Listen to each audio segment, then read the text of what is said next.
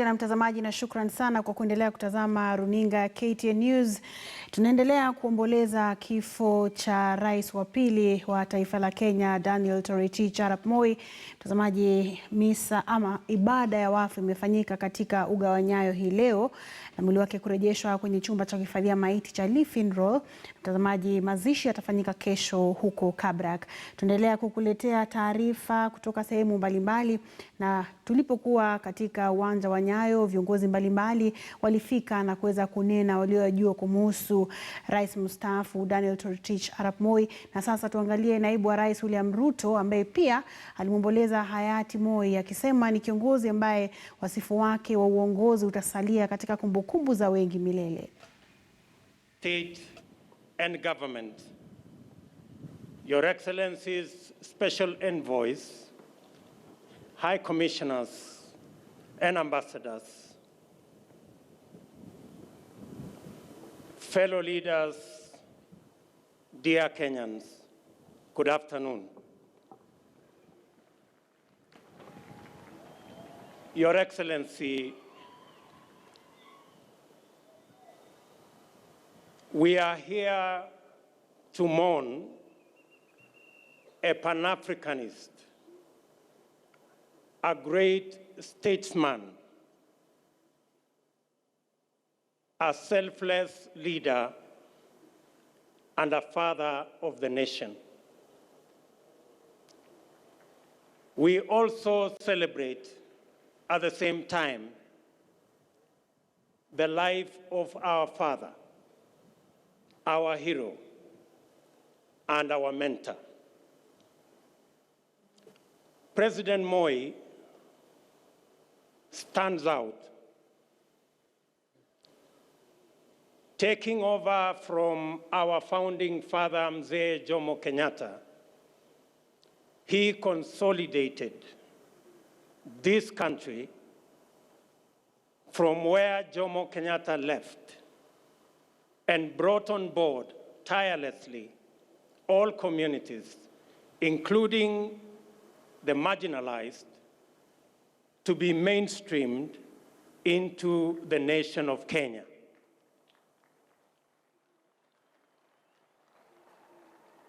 Without a doubt,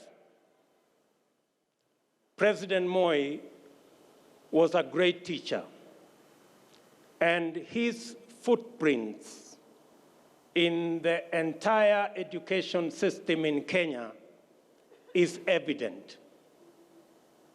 Many university graduates owe their education to the expanded opportunities overseen by President Moi. And today, as a country, we pride ourselves with among the best human resource anywhere in Africa.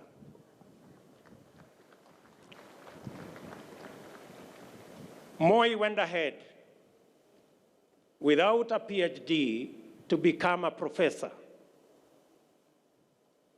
And we all became students of his school of leadership and politics, a school whose motto was Fuata Nyayo. His mission was siasa mbaya, maisha mbaya. And his vision was peace, love, and unity. And many of the leaders in Kenya today are graduates of that school, including myself.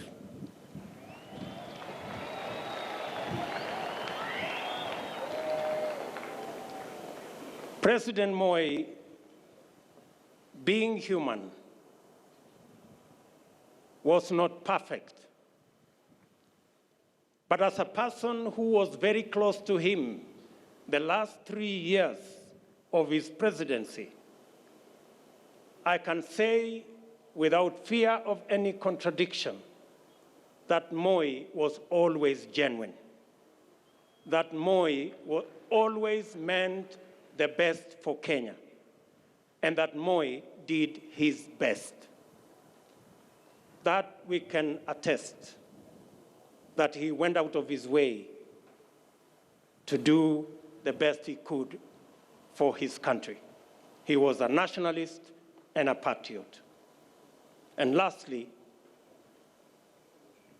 his belief in God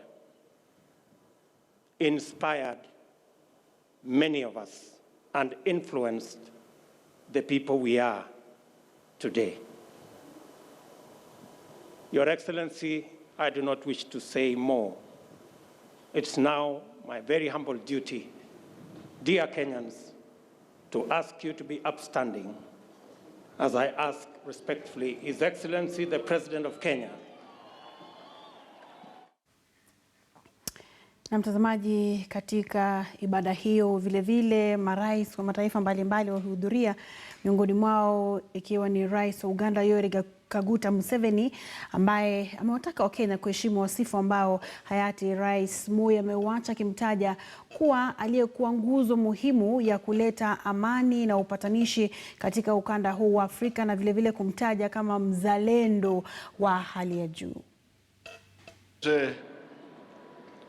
Uhuru Kenyatta,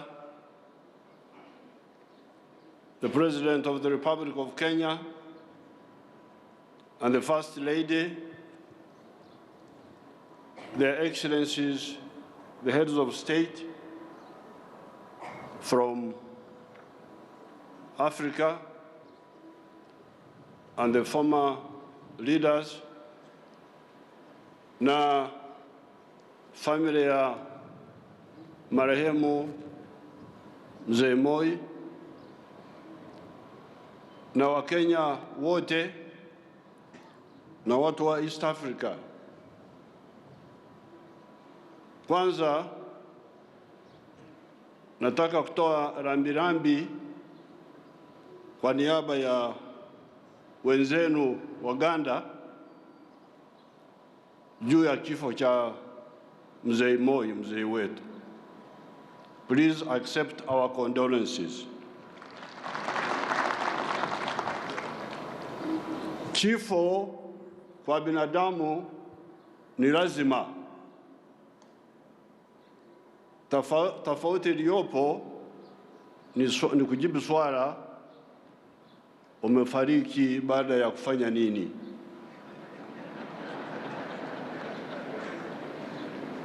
Kama ulifanya mambo ovyo, basi tunakusahau au tunakumbuka kwa mabaya uliyofanya. Kwa Biblia tunamkumbuka Pontio Pilato kwa kunyonga Yesu. Kwa hiyo naweza kukumbuka kwa mabaya au kwa mazuri. Lakini hapa hasa Afrika, viongozi ni kama daktari. Huweze hapa kwa Afrika ni kama daktari, kama hawezi kugundua ugonjwa wa nchi, hawezi kutibu ugonjwa huo, na nchi itakuwa kwenye matatizo. Kenya imekuwa kwa amani tangu uhuru, hamjapata vita. Mlipata msukosuko kidogo hapa, lakini hiyo ilikuwa mchezo.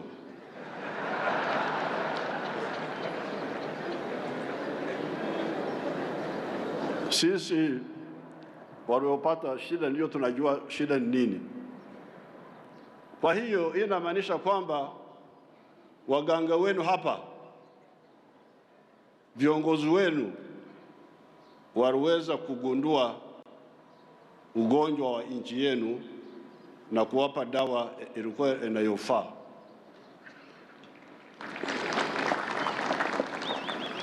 Na mimi nimeshuhudia, nimekuwa hapa hii miaka yote, nimeshuhudia mchango wa viongozi wa Kenya.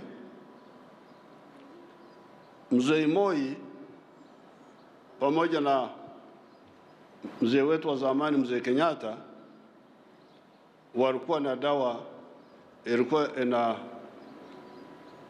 kutibu shida za Kenya na shida za East Africa. Dawa ya kwanza, uzalendo ndani ya Kenya.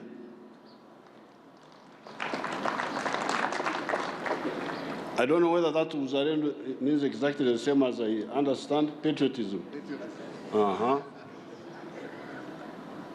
Unakumbuka, nyinyi hamkumbuki, nyinyi watoto wadogo wengi. Sisi ambao walikuwepo tunajua kulikuwa KADU na KANU. Na hivi vyama vilikuwa na msingi ya kila chama. Lakini mmesikia wakati walikuwa wanasema hapa kwamba mwaka 64 Mzee Moi na wale ambao walikuwa kwenye KADU walijiunga na KANU wakafanya chama kimoja. Hiyo inamaanisha walikuwa wameshagundua umuhimu wa umoja. Na hiyo ilisaidia kiasi Kenya kubaki na amani kwa miaka hii yote. So hii ni sifa moja ambayo niliona, sifa is the quality. Hii ni sifa moja ambayo niliona kwa Mzee Moi. Sifa ya pili ni roho ya East Africa. Hii najua kwa sababu nilikuwa naongea sana naye kwamba alikuwa anapenda East Africa sana. Tena alikuwa anataka East African Federation. Mzee Moi aliniambia, niliongea naye mara nyingi. Na sio hiyo peke yake, even emotionally alikuwa ananiuliza mara nyingi kwenda Tororo, kwenda mbali. Safari moja nilimchukua mpaka Arua kwa maombi yake, kwa sababu kuna hii kanisa yenu hii ya Africa Inland Church. Nilikuwa naona kanisa moja kidogo hapa Kijabe hapa, lakini Mzee Moi aliniomba nimchukue Arua kwa sababu alikuwa amesikia kuna kanisa ya Inland Church huko, na tukaenda mpaka Arua. So even not only politically but even emotionally you could see that he loved East Africa. Sifa nyingine ni sifa ya reconciliation. Baada ya sisi kuingia kwa serikali kule, wafanya fujo wakaja walikuwa wanamdanganya hapa kwamba si watu wazuri, sio hivi na vile. Unajua, troublemakers are always all over the place. So Mzee Moi akakasirika na sisi, akafunga mpaka.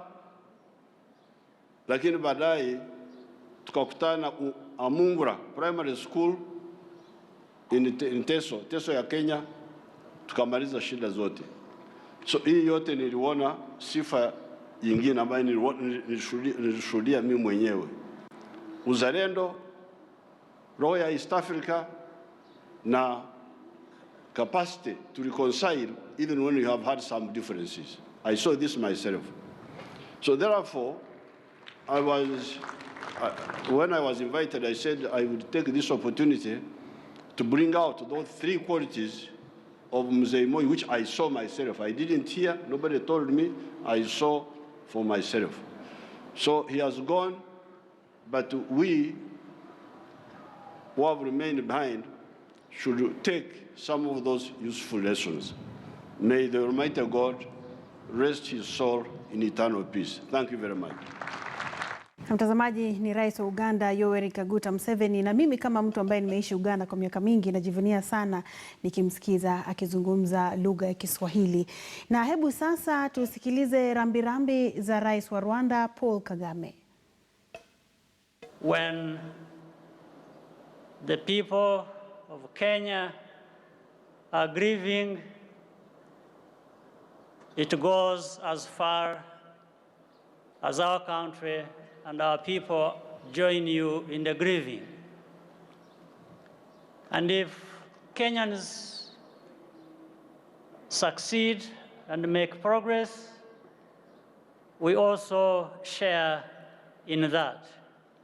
So, President, thank you, and we'll continue to be with you as we all remember this gallant leader, one of the gallant leaders of this great country of Kenya, and may God accord him eternal peace.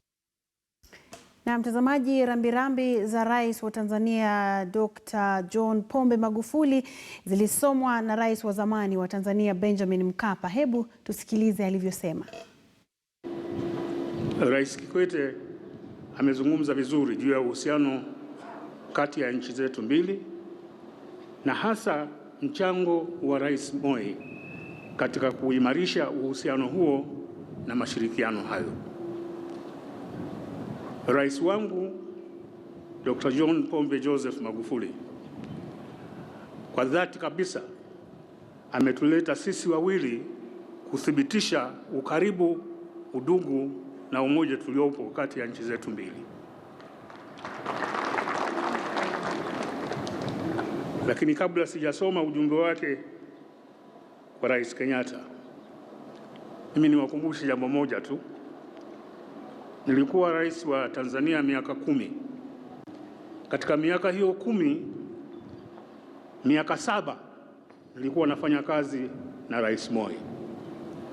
Kwa hivi kama alivyosema Dr. Ruto, pamoja na kwamba ni mzee wetu, lakini kwangu mimi alikuwa mentor wangu katika utawala na uongozi. Ndio sababu nilisema lazima nije na kupay tribute kwa uhusiano huo niliokuwa nao, lakini vile vile kushirikiana nanyi katika kumwombea apumzike mahali pema peponi kwa Mungu wetu ambaye alimpenda sana. Rais Dr. John Pombe Joseph Magufuli ametuma ujumbe ufuatao kwako katika Kiingereza na usoma. It was with great sorrow and sadness that I have learned about the demise of the former President of the Republic of Kenya, Daniel Toroitich Arap Moi, on the morning of 4th February 2020. On behalf of the government and people of the United Republic of Tanzania, I would like to express my deepest condolences and most sincere sympathy to Your Excellency, and through you, to the government and people of the Republic of Kenya and to the Moi family for this great loss. The late former president was a true Pan-Africanist, great statesman, and his pivotal figure in the history of Kenya. Indeed, he will always be remembered, not only for his devotion to serve his great country with diligence and commitment, but also for his contribution to the reviving of the East African community. The late Mzee Moi also played a major role in the promotion of peace and security in the region, as well as in defending the region's and continent's interests in the global arena. In particular, we in Tanzania recall with esteem the bonds of true fraternity and active solidarity which linked the late former President Moi and our country, as well as his firm determination to establish solid and exemplary relations between our two countries. Therefore, during this time of profound grief, our thoughts and prayers are with the people of Kenya, with the Moi family, the bereaved family. May the Almighty God grant you strength, peace, and comfort. Dr. John Pombe Joseph Magufuli, President of the United Republic of Tanzania. Na mtazamaji, vile vile aliyekuwa rais wa Tanzania Jakaya Mrisho Kikwete naye pia alimwomboleza na kutoa kumbukizi zake za hayati Mzee Moi. Nimepokea kwa masikitiko makubwa sana taarifa ya kifo cha Mzee Moi. Nimemfahamu Mzee Moi toka nikiwa shule, nikisoma habari za Kenya, harakati za kudai uhuru wa Kenya. Baadaye nilipokuwa na mimi katika serikali nikiwa waziri, niliwahi kuja. Nilitumwa na rais wangu, Rais Ali Hassan Mwinyi, nikiwa waziri wa nishati na madini, kuja kuzungumza naye vya ushirikiano kati ya Tanzania na Kenya katika mradi tuliokuwa tunafikiria kuanza wa kujenga bomba la gesi kutoka Songo kuja Dar es Salaam. Lakini mawazo aliyokuwa nayo Rais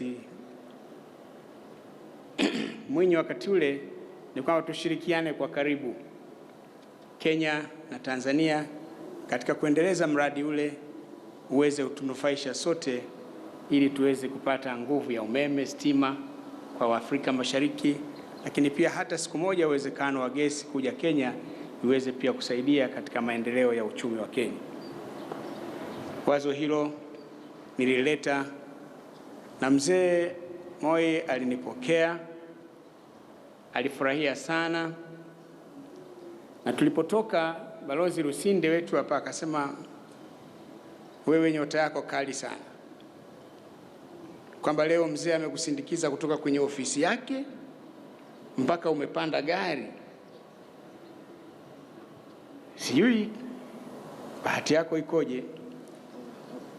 Baadaye nikaja kuwa waziri wa mambo ya nje. Nimeshirikiana sana na wenzangu wa Kenya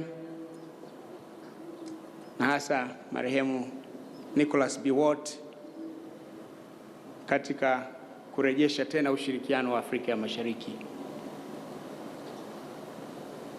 Na Mzee Moi alikuwa ni kiongozi shupavu sana. Alituongoza vizuri sisi mawaziri akishirikiana na marais wenzake, Rais Mkapa wa Tanzania akiwa rais wangu wakati huo sasa, na Rais Yoweri Kaguta Museveni wa Uganda. Nimejifunza mengi kutoka kwake juu ya staili ya uongozi, namna ya kuhusiana na watu, namna ya kuheshimu watu, namna ya kupenda watu. Kwa ninaelewa kwa nini Wakenya mnaomboleza na kusikitika sana kwa kifo chake. Tuko pamoja nanyi, niko pamoja nanyi. Msiba wenu ni wangu, msiba wenu ni wetu. Uchungu wenu ni wangu, uchungu wenu ni wetu. Maombolezo yenu ni yangu na ni maombolezo yetu sisi wote. Katika kipindi hiki ambacho mnapita katika kipindi kigumu, ninaloweza ni kusema tu tunawaombea kwa Mwenyezi Mungu, familia yake iweze kuwa na ustahimilivu, iweze kuwa na subira, na Wakenya wote muweze kuwa na moyo wa ustahimilivu na upendo. Nimalize kwa kusema tu, Moi has lived his life. You should aspire to live his legacy. Thank you. Na mtazamaji, tunaendelea kumwomboleza aliyekuwa amiri jeshi mkuu wa pili wa taifa la Kenya, Rais Daniel Toroitich Arap Moi. Na hebu sasa tusikize rambirambi zake Rais wa Sudan Kusini Salva Kiir, ambaye alimtaja Rais mstaafu marehemu Daniel Arap Moi kama mmoja wa wale ambao waliunga mkono nchi yake kupata uhuru, na vile anasema kwamba alipenda sana South Sudan. Wakati mmoja wanafunzi wawili walipata mkasa hapa kulipokuwa na mafuriko, na rais akaenda kutembelea, na hiyo akasema kwamba ilionyesha upendo wake wa hali ya juu kwa taifa la Sudan Kusini. Hebu tumsikize. We came from South Sudan to join the Kenyan people in mourning President Moi, whom we consider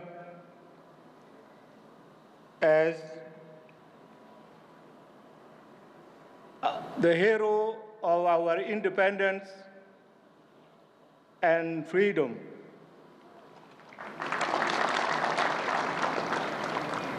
The people of South Sudan are heavily touched by the death of President Daniel Arap Moi, who is the icon of peace in our region. We remember him for at least two things. One, while I was one of the chief negotiators of the Comprehensive Peace Agreement 2005, representing the Sudan People's Liberation Movement and Sudan People's Liberation Army, SPLM, SPLA, I heard him say, and I quote,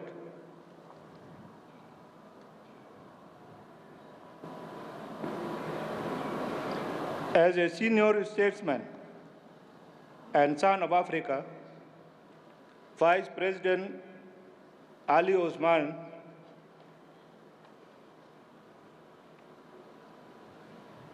leave the people of South Sudan to be free. You develop trade and diplomatic relations with them as good and peaceful neighbors." He said this in May 2011 in Nyakuran Cultural Center in Na rais wa Ethiopia Sahle Work vilevile alihudhuria ibada ya wafu ya hayati Mzee Moi katika uga wa Nyayo na kumwomboleza. Hebu tumsikize. I'm here today among you fellow Kenyans to share your grief and present our heartfelt condolences from Ethiopia on behalf of the Ethiopian government and the people of Ethiopia and that of my own on the passing away of late President Arap Moi. President Arap Moi was a true friend of Ethiopia.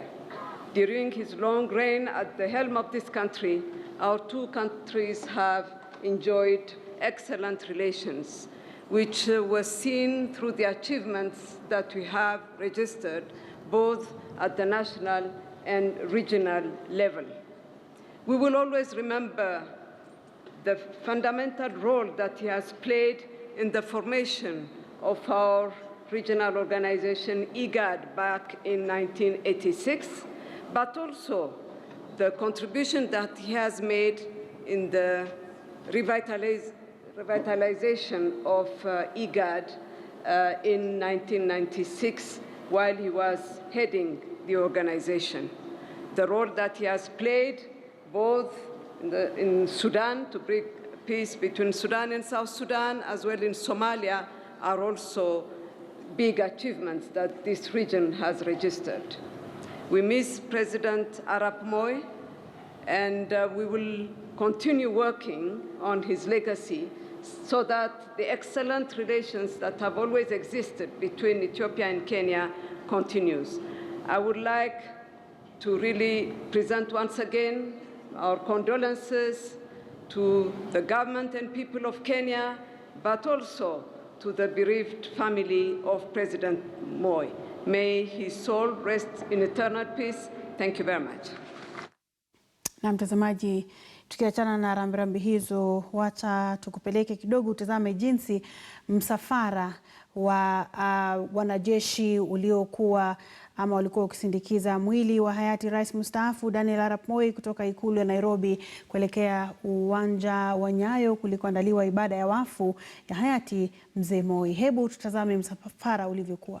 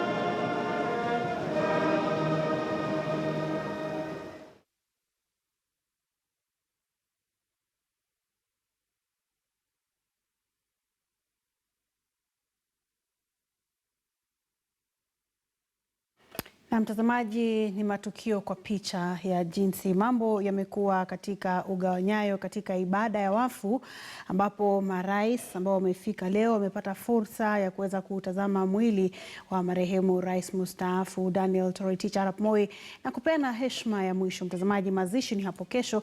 Jinsi ulivyoona, mwili umerejeshwa katika chumba cha kuhifadhia maiti cha Lee.